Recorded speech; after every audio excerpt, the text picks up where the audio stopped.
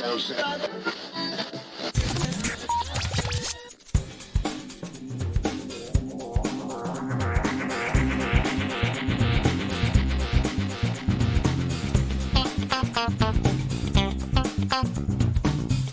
and welcome to episode 344 of Geektown Radio. I am back this week with... To infinity and beyond!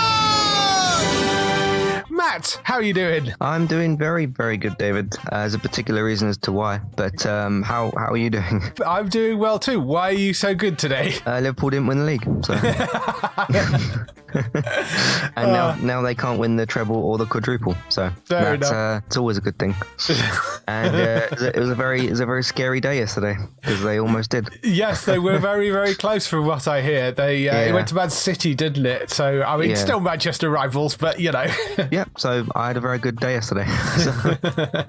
How are you? I'm very, very well. Been a little bit calmer this week than the craziness of the bloodbath that was the TV stuff last week. It's been calmed down a little bit. We've had quite a few trailers and stuff drop this week, and bits of sort of mopping up and news and things. So we'll get into that in a minute. Before we get to that, what have you been watching? Well, I actually finished 2 shows yesterday, which is good. That was after all the football madness. Went and finished Heartstopper. This is the LGBTQ show that is focused on... It's mainly focused on these 2 guys that are figuring out their sexuality. One of them's a bit further ahead in their sort of journey with that, and the other one is more kind of questioning and stuff, which is cool, and it tackles kind of like British teenage school areas of that type of thing. As Gray kind of mentioned before, because obviously with Love Victor, that is still sort of the same age group, but obviously that's more in America and they've got, you know, different ways of doing things over there. I'm going to probably, because I got a message, Gray back actually, he messaged me this morning because we're going to hopefully do some sort of season review for that, go into all spoilers and stuff, but I don't think it is as good as Love Victor, but that's quite, like, for me personally, obviously that's a very like personal show to me.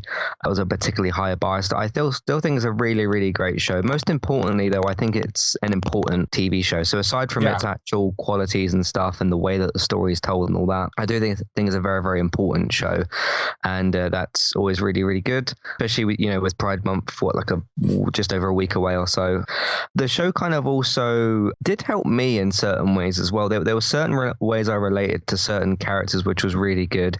My one sort of, not really criticism, because they have been renewed for 2 more seasons, which is good, because once I reached the end of the first season, because it's Charlie and Nick, which are kind of the main 2 guys, and they do a lot of development with the 2 of them, especially by the end of the season. And there are like other characters that are sort of lesbian and this other kind of stuff as well. I would like to see more development now for those characters, but seeing as you've got more seasons, you can kind of not like push Charlie and Nick to the background, but you can focus a little bit more on other characters. Because if you did as much development with Charlie and Nick in this season in the next 2, I don't know how far you can quite actually take that story, unless it's just sort of simply following their lives. But what I would like the second season to do is focus a bit more on the other characters. So that's not really a criticism. It's just more sort of, you did this in this season, I'd like you to do something else in the other seasons. But a very, very good show. It's about 30-minute episodes. There's about 8 of them, and I apparently got through them quicker than I even realized, so that was really good. Have you seen any of that at all? I haven't got to it yet, no. But yes, I mean, everywhere that I see talking about this, it's been very, very, very positive, which is wonderful. And there's really interesting sort of bits and pieces behind the scenes. Like, it was an open audition of 10,000 people for those 2 lead roles. Kit Connor has been in a couple of other things. He plays Nick, but the guy that plays Charlie, Joe Locke, was a complete newcomer. So that's really awesome. You've also got Yasmin Finney in there, who is going to be in Doctor Who as a character called Rose, but we don't know in what respect that's gonna, like, whether it's the Rose we know, whether it's something else. And the entire thing is written and created by Alice Osman, who is the person that actually wrote the original comic books, which it's based off. And it actually started off as a webcomic on Tumblr, and now it's a TV show. And they also said that when they announced the renewal of it, 1,700% the comic book sales have gone up of volume 1 of the comic book.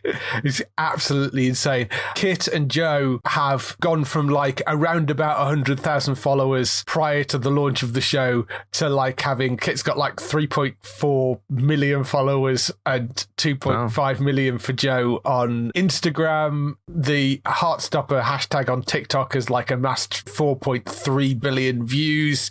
So it's been a massive, massive hit for them, which hence the reason they've renewed it for 2 more seasons. Really happy for all of them, and it's gone down so well. And the fact that, you know, it's the original creator of the book that is actually in charge of the show as well, he's brilliant. Yeah, there's like a particular bully in the show as well. Obviously that's, you know, doing the homophobia storyline and everything. That's really, really quite effective and everything. And I got certain things from that as well. I'll go more in depth with that when me and Gray do the review and stuff. But there was a few things I kind of picked up on in those scenes as well. So I'll talk about that a bit more later. But no, really, really good show. And most importantly, a very, very important show as well. Because there's a difference between, we all love our fantastic, phenomenal shows, but some of them have important specific themes and stuff. So yeah, that's good. Finished Central Park, the second season. I actually fell at one point like 5 or 6 episodes behind because it had a mid-season break. I don't know why. It had basically 16 episodes, and then I got caught up with it yesterday.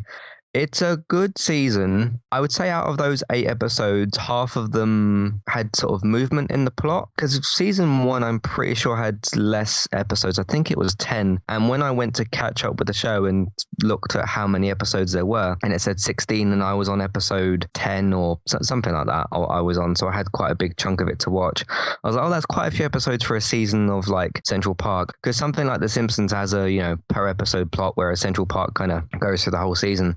So I think the season suffered from being a bit too long. I definitely kind of felt that. And in the, let's say, 4-ish episodes that had like more meaning to them, it was because actual plot was happening. Because there's a couple of big things that happened in the last 2 episodes. I was like, oh, why didn't you sort of try and do this earlier in the season? But then I realized the season was a bit too long.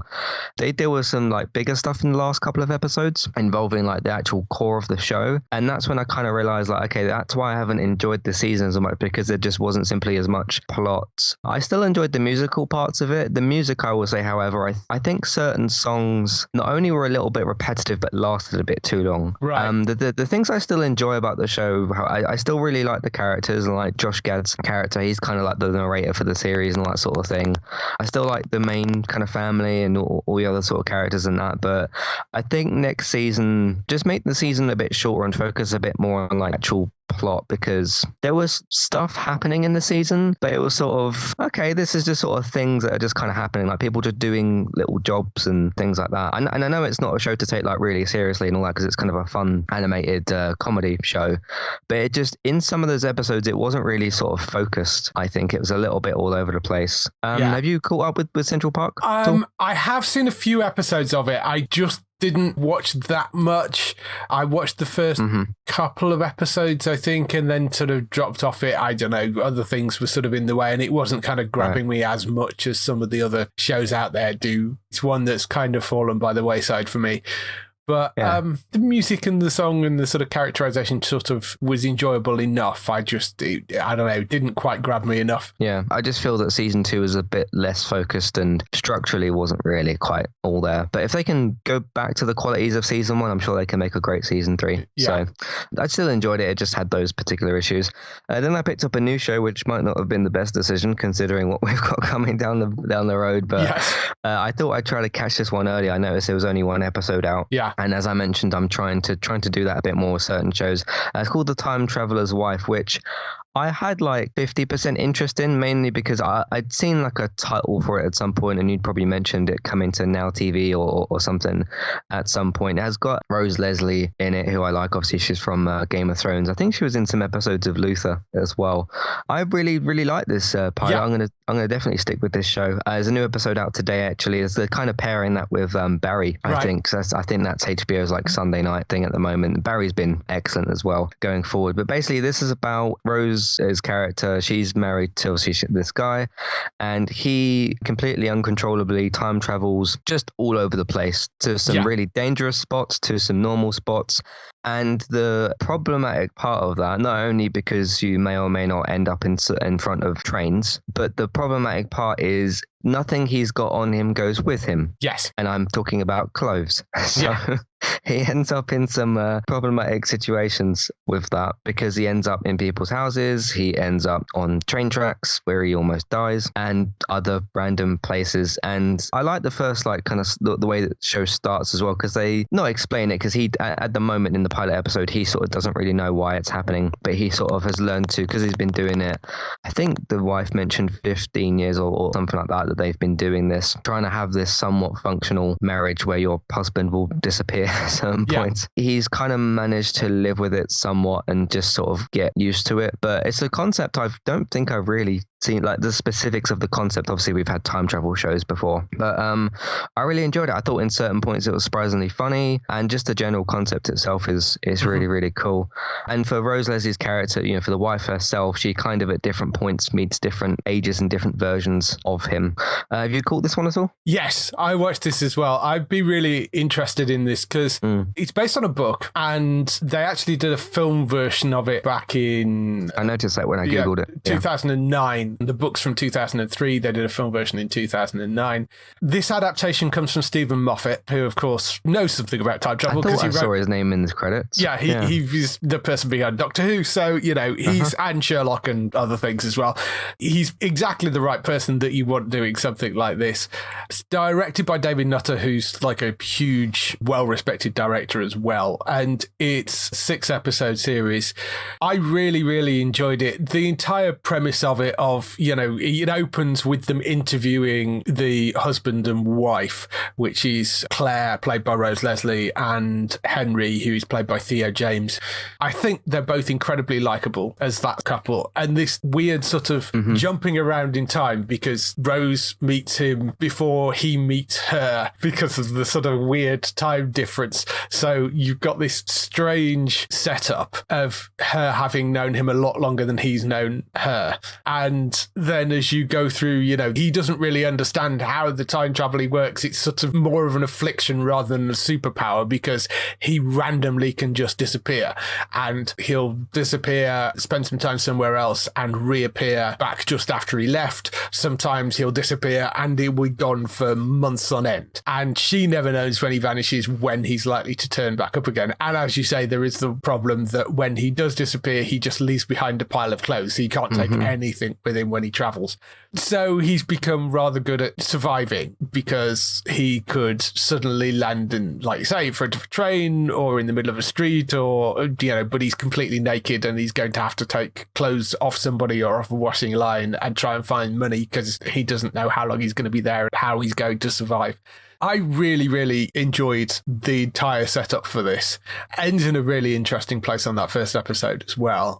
It is one of those things that if all 6 episodes had been like put up on demand, I probably would. Oh, was there 6? Yeah, there's 6 episodes. Okay. I would have just binged my way through them. I'm fairly sure had they gone up. I would have probably watched at least 2 back to back, yeah. Yeah, because it ends in a really interesting place, but it's an HBO show and it's going out the day after it goes out in America, so... Same thing Barry's doing, yeah. Yeah, because of that, it's going out weekly. But I really like this. I think they've done a wonderful job, and it's well worth watching. But it's on Sky Atlantic and now over here. There's 1 episode, well, there's 2 episodes up now because another one went up last night. So yeah, definitely want to go and watch that. Absolutely. That's what I've been up to, apart from enjoying certain football things. How about yourself? So yeah, Time Traveler's Wife, obviously, that was one of the things that I watched. I did try another new show called Night Sky, which is on Prime Video, and this looked really interesting as well. Setup is it's Sissy Spacek and J.K. Simmons, so it's an older couple called Irene and Franklin, and you sort of meet them and they are pottering around the house. She's quite sick and he's sort of having to look after her. It also happens that buried in their backyard, sort of under a shed, there is this secret chamber, and when you enter this secret chamber, it transports them to a strange deserted planet with this beautiful vista of a night sky with planets in it and stuff. That's what you're initially introduced to. It's this really odd little nice old couple in sort of rural America just happen to have access to this weird transportation thing in their basement, and they've got like a room set up where they can go in and sit in. They can't really go outside because they've tried experimenting, and if they go outside on the alien world, they've tried it with like mice and the mice died straight away, so that it's not like they can go wandering out on the planet. So all they can do is kind of go into this chamber, they get transported to this alien world, and they sort of sit and watch the vista and stuff.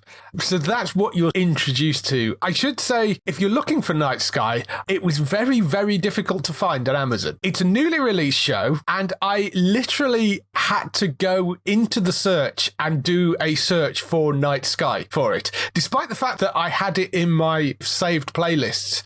Didn't come up anywhere on my front page. I was like scrolling through and couldn't find it anywhere. I literally had to go into the search and search for it to come up. So it seems to have got very buried. I don't know whether that's just me, but it wasn't highlighted at all because they've got a big banner across the top, and this is a brand new show they've dropped out, and it wasn't anywhere on the front page, which is a little weird. Yeah. So the setup for it I always found quite intriguing, and the sort of premise of it is that this is in the description, so it's not giving a huge amount away, but they find somebody in that chamber on one occasion, and it's like, well, who is this guy? Where has he come from? That sort of thing.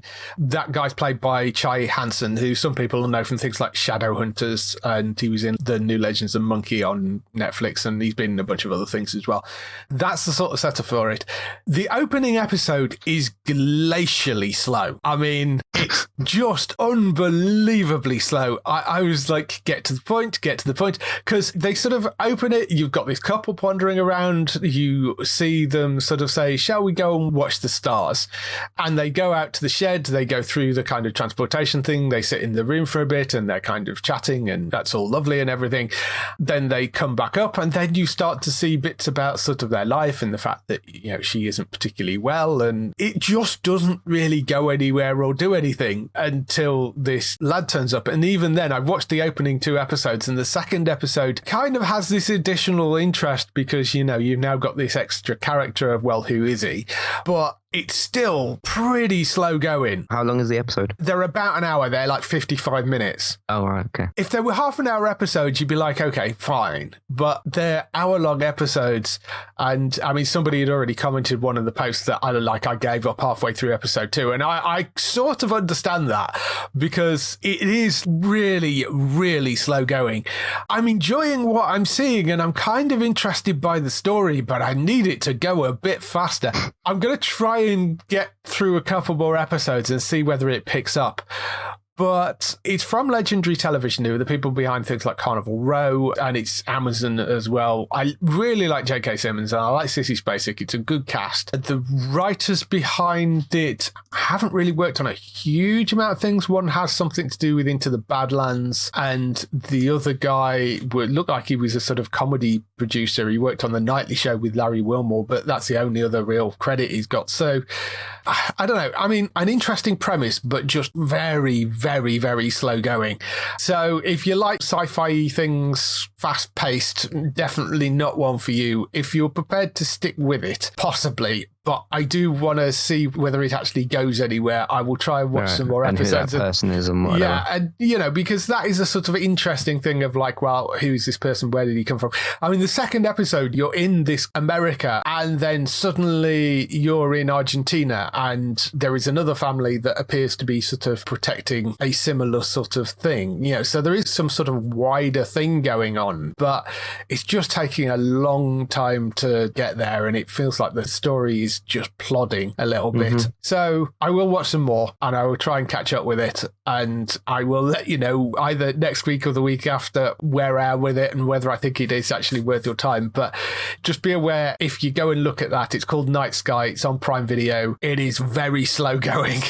The other thing I picked up this week, my next guest, which is the Dave Letterman chat show series, that is back. there is, I think, 6 people he's talked to. It used to be done, obviously, in front of a stage, but since a lot of this was filmed in COVID, a lot of it is him going to people's houses this time around.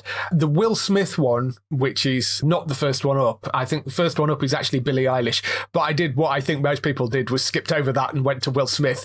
Then a title card comes up at the front of that episode going, this was filmed before the 2022 Oscars. You're like, ah. Yeah. So I'm sure everybody was like, oh, this is the start of that. But I mean, it's still really interesting to hear him talk about, you know, particularly there is a story of how he got the Fresh Prince of Bel-Air. And then I also watched the Ryan Reynolds episode as well, which is in Ryan's house. They do that one. And Julia Louis-Dreyfus as well from Veep and Seinfeld. There was one with her.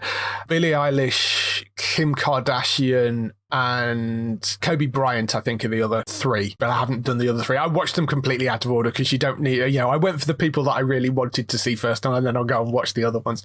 But it's basically an hour-long interview show. Dave Letterman chatting with these people, and it's really, really good. They're interesting to watch through. And this is the 4th season, so there's quite a few up there already. But if you like those sort of interview format things, they're really quite good. And the other thing I watched was a film, which is Chippendale Rescue Rangers, which I was really looking forward to, having seen the trailer, because the entire premise of this, if you're aware of Chippendale Rescue Rangers, big 80s cartoon, and they've kind of taken that idea that it was a cartoon in the 80s and run with it for this movie, rather than just trying to do a big version of what they used to do in the cartoon, which was, you know, the Rescue Rangers were a little team of small heroes led by Chippendale, who would then go on adventures every week and try to rescue somebody. I mean, that was sort of the setup. It was your standard sort of 80s Saturday morning Disney cartoon sort of thing. The movie version, which they say is not a reboot, it is a comeback after 30 years in the making, takes that idea of Chippendale had this TV show back in the sort of, you know, late 80s, early 90s, and Chippendale had a falling out, and that was when the show got cancelled, and then they've gone in their different directions. So one of them's like an insurance broker, and the other one's doing the Comic-Con circuit and trying to sort of relive the glory days, you know. So Chip is voiced by John Mulaney, and he's got this kind of domestic suburban life, and Dale's voiced by Andy Samberg, and Dale's also had CGI surgery, so he's no longer a flat 2D character. He's now a 3D character, whereas Chip is still a 2D character. And the world that they live in is a mixture of various cartoon characters alongside humans. So it's got that sort of Who Framed Roger Rabbit kind of idea going on. I like that. It's that sort of world. There are so many cartoon cameos in this from people like Roger Rabbit, and some of them are just like blink and you'll miss them. But there's other Disney cartoons, there's other cartoons from Warner Brothers and other, I mean, there's all sorts of things popping up in there as background characters, and some quite as foreground characters as well. I mean, I don't want to give anything away. There is like a hilarious setup when he's signing things at the Comic-Con. There is a human cameo in there, which I thought was really funny. And there is sort of a major conversation between him and some of the other rejected cartoon and video game characters in that sort of booth area that are also signing things, you know. There is a great conversation between those characters. So it's a really fun setup. I'm not entirely sure who this is aimed at, because a lot of those jokes, I think, might go over the heads of the younger audience who won't understand some of the references because they're not old enough, not because they're adult, but just because they weren't around to see the original shows. So there are some things that might not land, but that might work as a sort of family thing as well, because it is this sort of big adventure. Basically, one of their friends gets into trouble and Chip and Dale end up sort of begrudgingly having to team up to go and try and rescue them in real life, bearing in mind that they played Rescue Rangers on a TV show, but they were actors. They were never actually, you know, did that in real life. So they're now having to do that in real life and team up together and try and rescue their friend. So that's the sort of basic overall premise of it. But the world that they create has got so many visual gags in it. It's funny, it's fun. I like the fact that it sort of pokes fun of itself.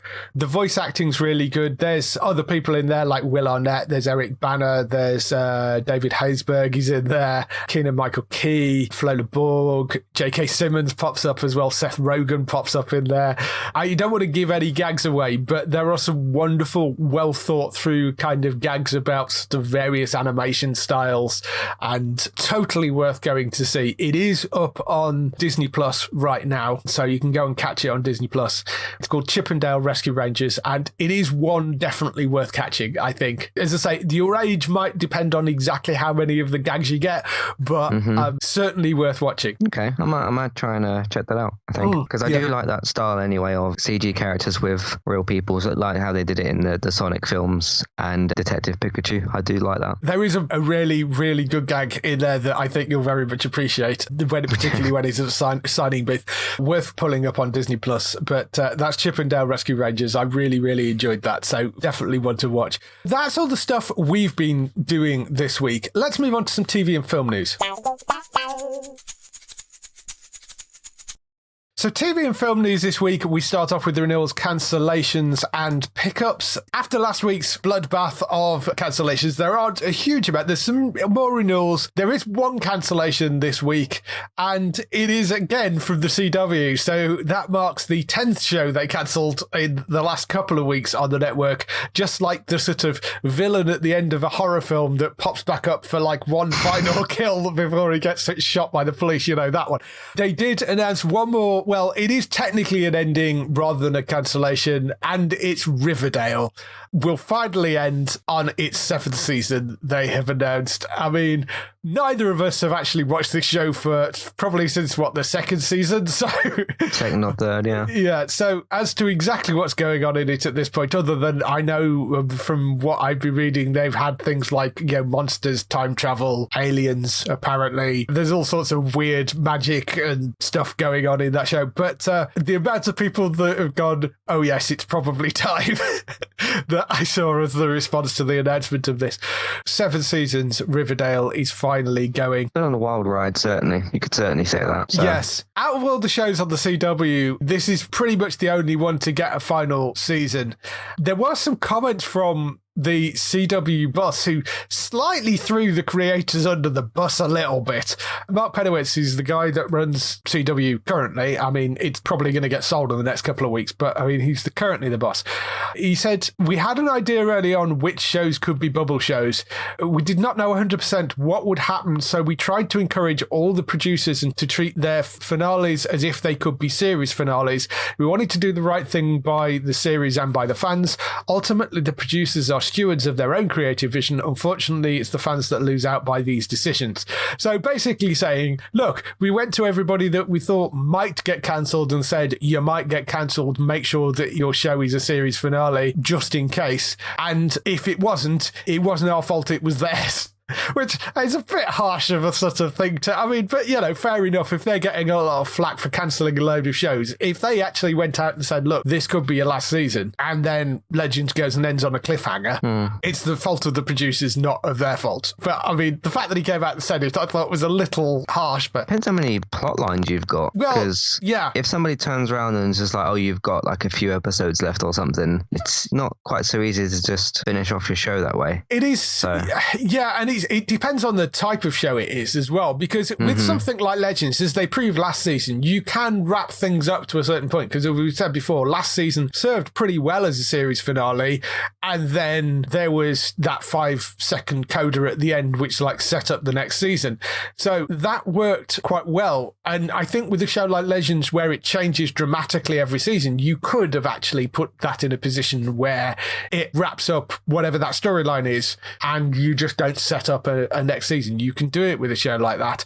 If you maybe something like Legacies, which is the Julie Plec Vampire Diaries series, I imagine something like that has got 20 different storylines going on because there's a whole bunch of cast in there. If you've got a show like that, I imagine that's a lot more difficult to tie up in a satisfactory way and still leave it with the possibility that you could come back for another season.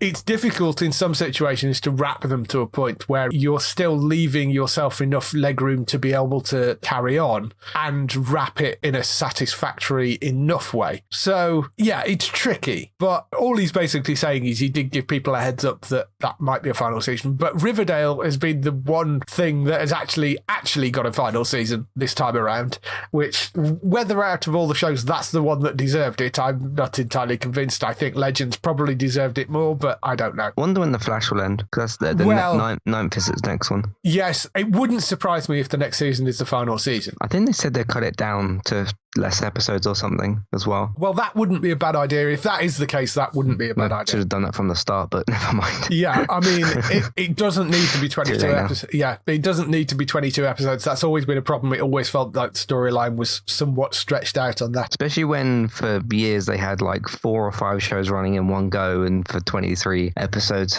it's a lot. Yes, yeah, it is. We've said for years that should be, a 16 episode run rather than a full... At the most, yeah. Yeah, at the most should be a 16 episode run. Mm-hmm. We know for a fact that Grant's only signed on for this season, but as I've said before, Ellen Pompeo at Grey's Anatomy does that every season and always bitches about the fact that he's coming back and always wants it cancelled, and then they throw a load of money at her and she comes back again.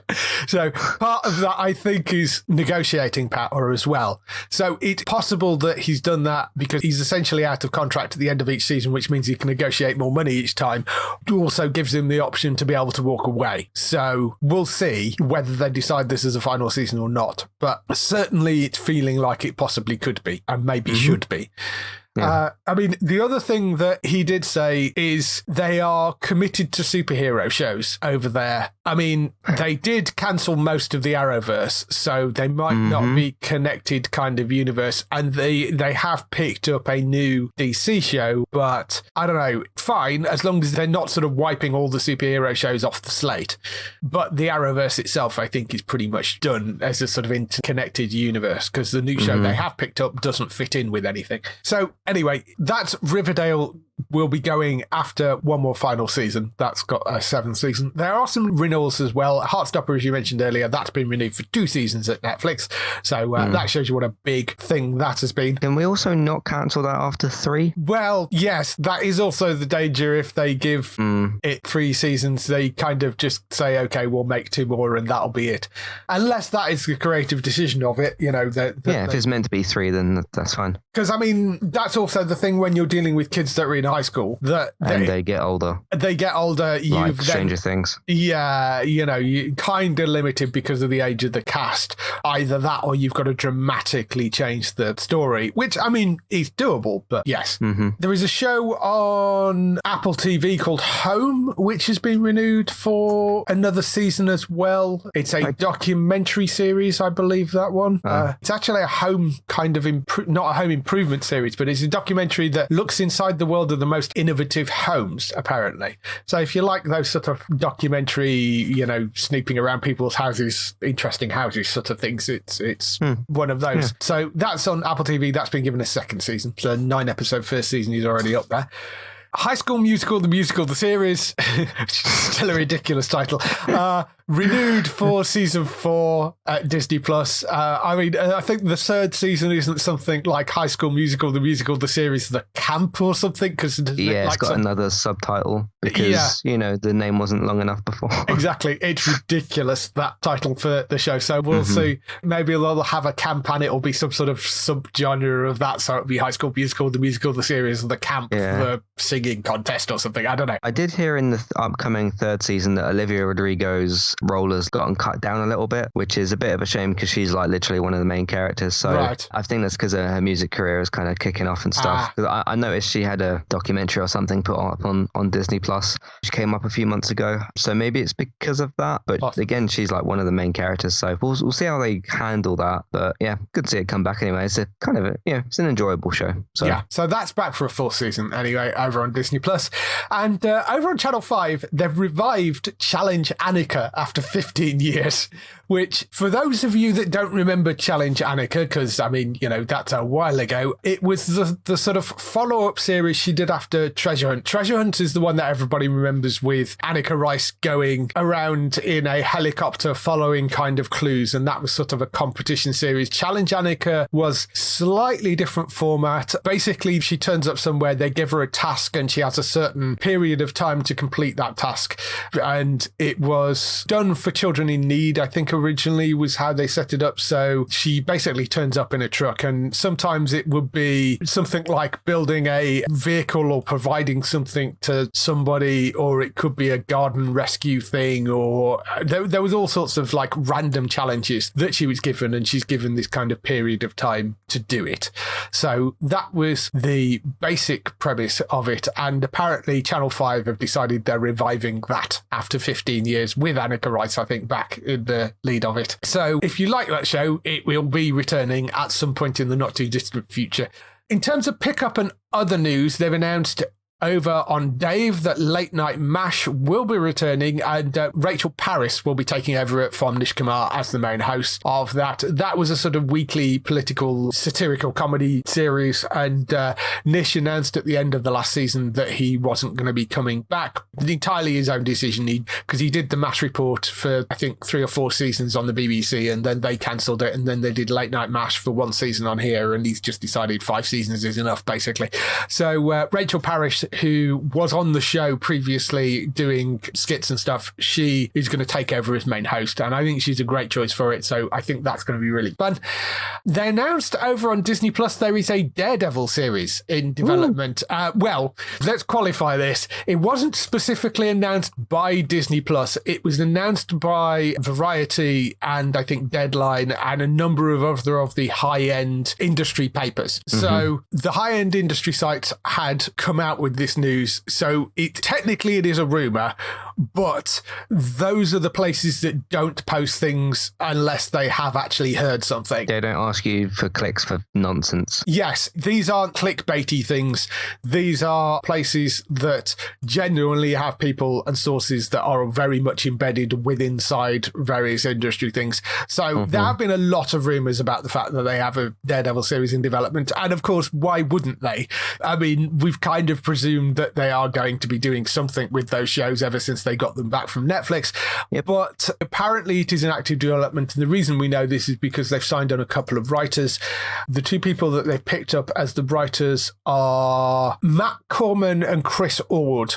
They've been signed up to write and exec produce. They are probably best known as the creators of the Piper Perabo USA Network series, which was called Covert Affairs. That ran for 5 seasons. They've also been EPs and showrunners on things like The Enemy Within, The Brave, and Containment as well, they were actually fairly short-lived shows, those, but they clearly have experience, so, you know, we'll see where that goes.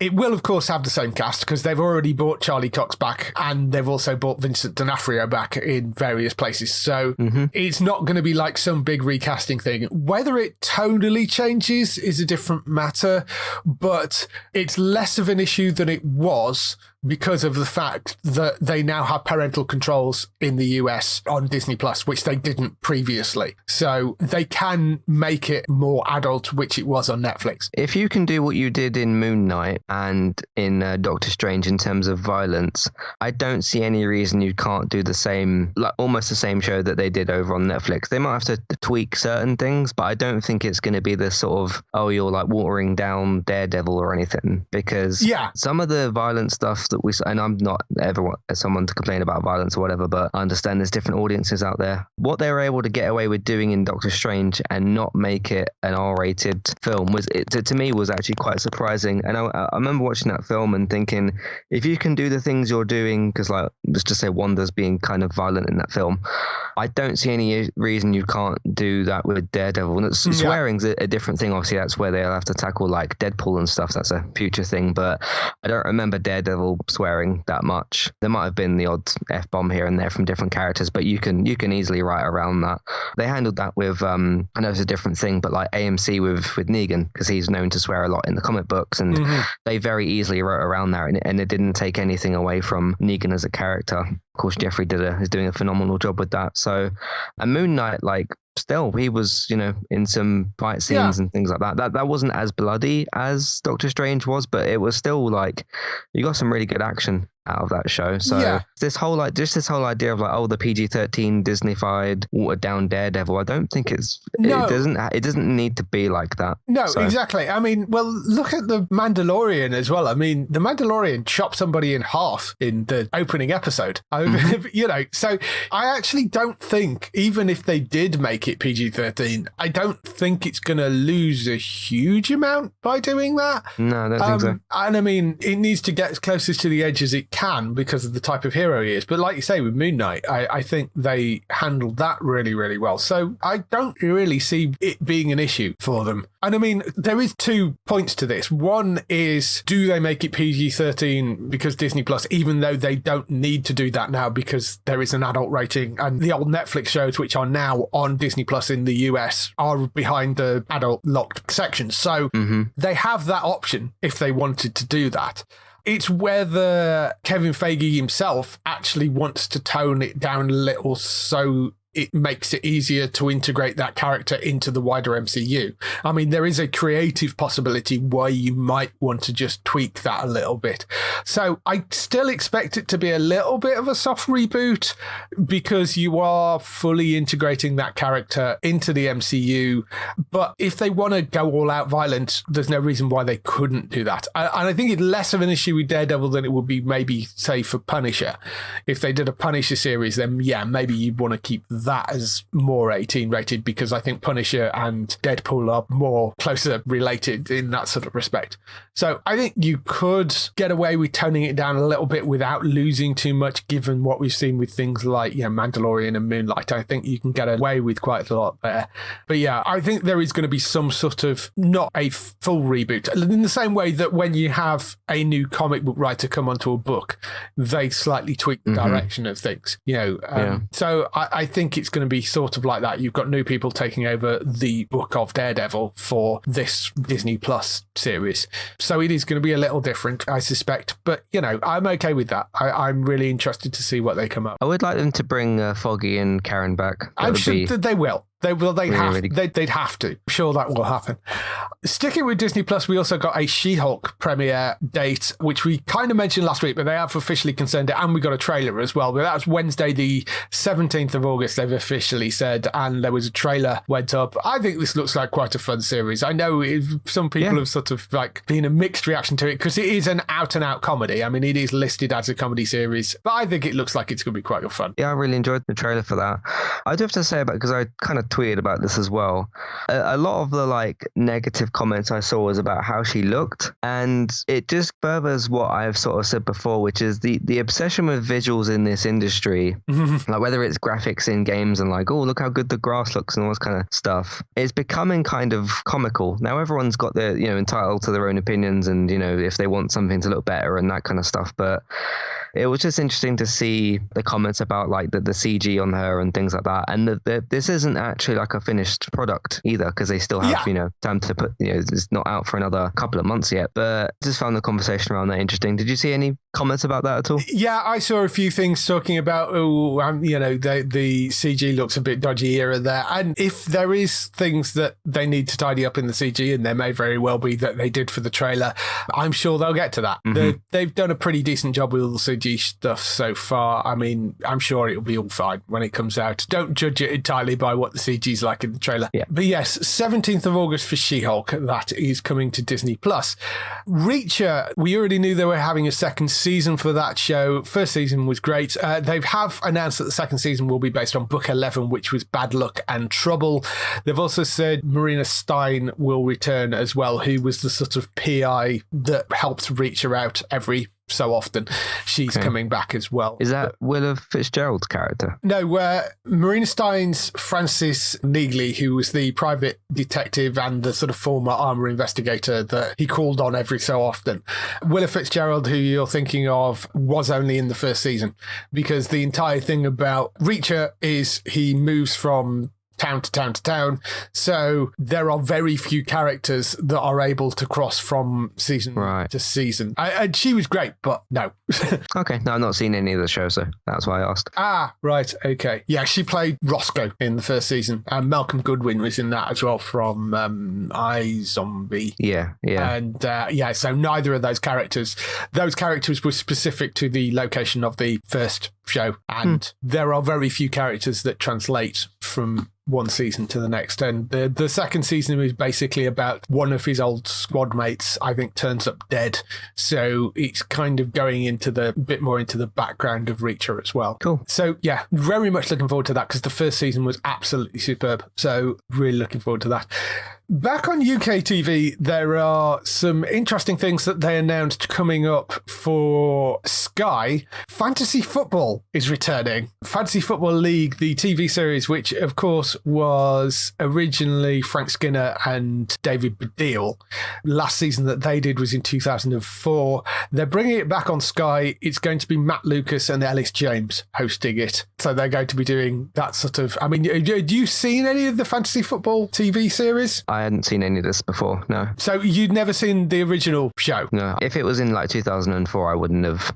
Don't think I'd actually heard of this before. So, okay. It might have been like a bit in the background or something like that, because majority of coverage I see or have seen is like Sky Sports stuff or YouTube things. So this wouldn't have really been what I was looking at. Right, yes. Okay. So the basic format of the show is it's two blokes sat on a sofa. They have guests come on, and they're made up of teams that are regular sort of celebrity guests, and they kind of pick fantasy football teams. So that's the basic kind of premise of it. It was based on the life of David Baddiel and Frank Skinner, who actually shared a flat at the same time. So the entire set was sort of a set of their flat. And they had a guy called Stato who was on there who gave all the statistics out as well. They're taking the same basic premise, apart from it's going to be Ellis James and Matt Lucas that are going to be the two main hosts of it, and then there'll be kind of guests coming on. But it was quite a fun show, and if you're into football, it's kind of quite a nice comedy football series. So they're bringing that back. Another football show, which is called Got Need. This is Jack Whitehall has challenged his best mate Jamie Redknapp, with some help from his dad Harry, to build his own World Cup team by collecting real-life meetings with actual World Cup stars. That's basically it. It's like trying to collect the stickers you get in those stickers albums, except doing it with meeting actual players, is the idea of it. It's only 3 episodes, and it's on while the World Cup is on, I think, is the idea for that. It sounds interesting, yeah. Something slightly like different. I do like Jack Whitehall a lot. I've still not seen... There was those final 3 episodes of Travels with Father with his dad, because Netflix forgot to keep telling me that it was on there. So, But the Redknapps are cool. Jamie and obviously Harry. We'll see what this is like. I think the show is mainly going to be Jamie and Harry, and it's sort of, you know how in Idiot Abroad series, Ricky kind of sets up sending meetings him off and stuff. Yeah. Ricky sort of sets it up at the start and sends him off. I think it's that sort of setup of Jack kind of setting Jamie off on this thing to go and try and meet these World Cup people. It sounds like it's that sort of setup. So I don't know how much Jack is actually in it, but he will obviously make some sort of appearance in it. But I think it's mainly focused on Jamie and Harry, that.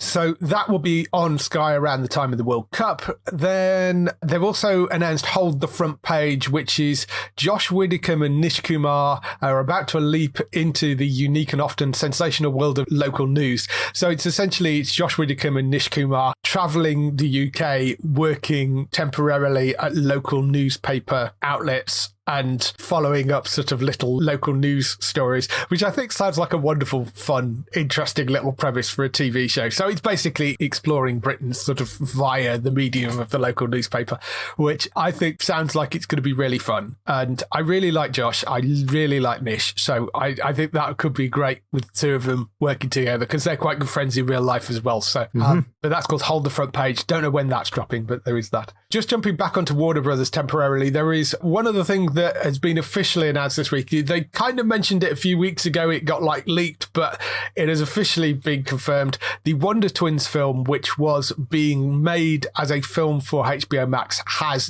definitely been cancelled. It's so weird, this, because KJ Apa from Riverdale was one of the cast in this, and they announced him, and I can't remember the girl's name, but they announced the two leads for this on the 15th of April.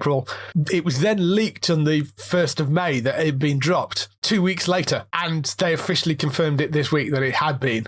So they're obviously known for a while, because if somebody had leaked it was cancelled on the 1st of May, they've known that it's been cancelled for that long. So I mean, it's such an odd decision to announce a movie, cast it, and then 2 weeks later to have it cancelled.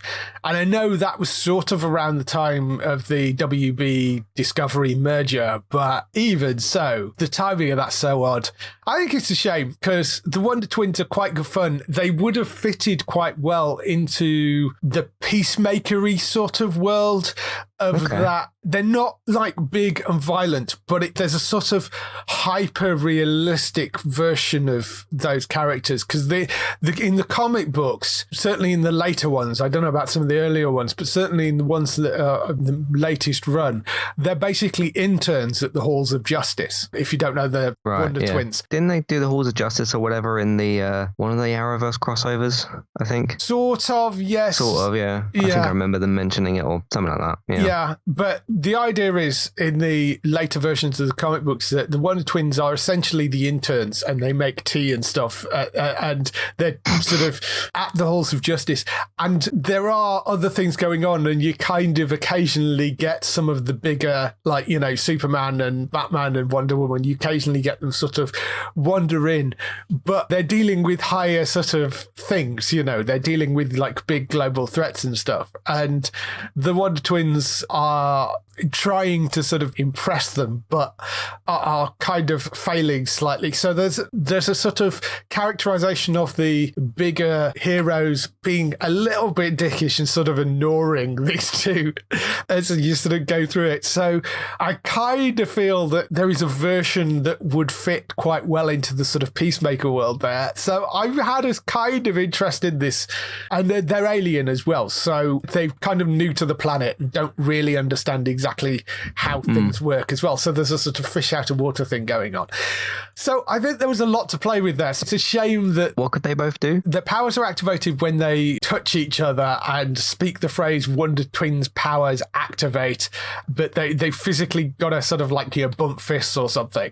So that one of them can transform into water into any state, so solid, liquid, gas, and the other one can transform into animals of various types. They can be kind of real mythological, indigenous to Earth or indigenous to their home planet. So that's their main kind of powers. So if you got an enemy attacking them and they separate them, they can't do anything? Once their powers are activated, they stay activated for a length of time, I think. I don't know how long. No, I mean before that, before they do the power up. Oh, thing, If you get them before they've actually activated their powers, then yes, they're stuffed.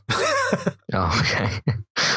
So they're not, they're not great as heroes either, in that necessarily sense. But yes, I think they would have been an interesting addition and fun and funny. So yeah, it's a bit because they announced the casting, didn't they? And then about, like you said, about 2 weeks later, there was some rumors, and I think I messaged you and I said, "Oh, has this been cancelled? They just announced the casting because the Riverdale guy in that." And then you said to me at the time, like kind of what everybody else was saying, that oh, it's just kind of rumors and it's being spread around by clickbaity sort of sites. So, but that was obviously it being leaked.